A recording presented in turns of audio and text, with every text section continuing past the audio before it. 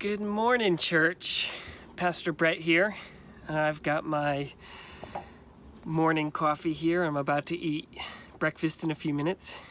But I wanted to offer you this short devotional that you could listen to as a family, that you could listen to while you ate breakfast or got ready in the morning. We all have a little bit of extra time at home, and so I thought this might be nice.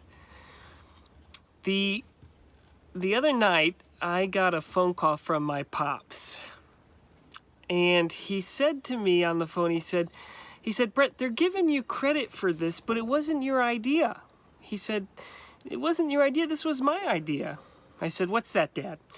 And he said, the Lord's Prayer. Now, my dad, he's the best at coming up with great ideas. He is the best idea creator, but I'm fairly certain he did not create the Lord's Prayer. But what he had said on the phone was that he had been told, that we're supposed to be washing our hands more frequently, a lot, and for 20 seconds. And the advice was sing the ABCs twice. That gives you enough time.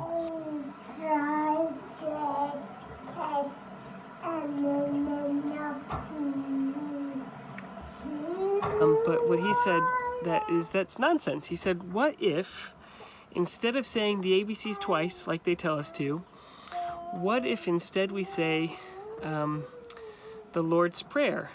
It times right. And so it does.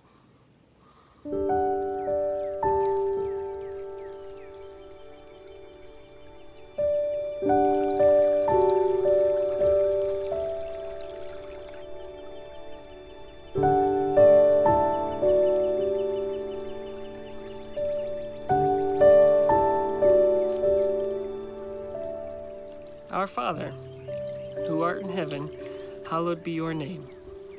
Your kingdom come, your will be done, on earth as it is in heaven.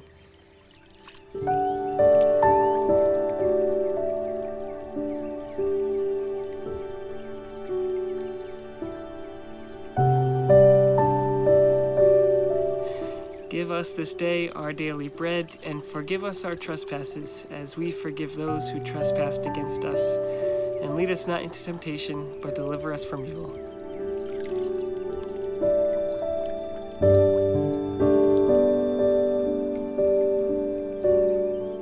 For thine is the kingdom, and the power, and the glory, forever and ever.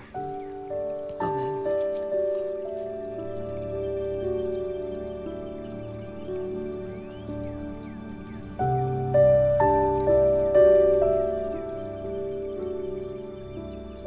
The Lord's Prayer is the first prayer that I learned when I was a kid, and it's the first prayer that we teach our kids. It's the first prayer that we teach our kids at church when they receive their first Holy Communion. It's the prayer that we tell people to pray when they have no words to pray prayers of their own. We say, hey, there's this great prayer that Jesus taught us in Matthew 6 and in Luke 11. It's his prayer, his words, not ours. In fact, when I was a student learning to be a pastor in this great church in Camden, New Jersey, Bridge of Peace, during the Lord's Prayer, they would all get out of the pew, everyone in the whole church, and it was a decent-sized church, and everyone would get out and they'd circle the church, and they would hold hands looking at each other, and they would say the whole Lord's Prayer together, holding hands, and at the very end, they'd lift their hands up. Thine is the kingdom and the power and the glory forever and ever. Amen. And they'd hold hands with their hands above their head, and they'd squeeze their hands at the Amen. It's the one prayer that unifies all Christians. And when we were in that church and we were holding hands, and it was sort of this reminder during that prayer, like, hey, we're in this together. We're in this fight together. And so we are. Today too. We are in this fight together. We are not alone. Never. The Lord is right here beside us always. Not only are we with each other, but the Lord is here with us. that's His promise. And maybe that's what makes this prayer so important. Amen. So if you would, subscribe to this page or podcast and check back often for more content. And as always, may the Lord bless you and keep you. May the Lord's face shine upon you and be gracious unto you. And may the Lord look upon you with favor and grant you peace. Amen. God bless you.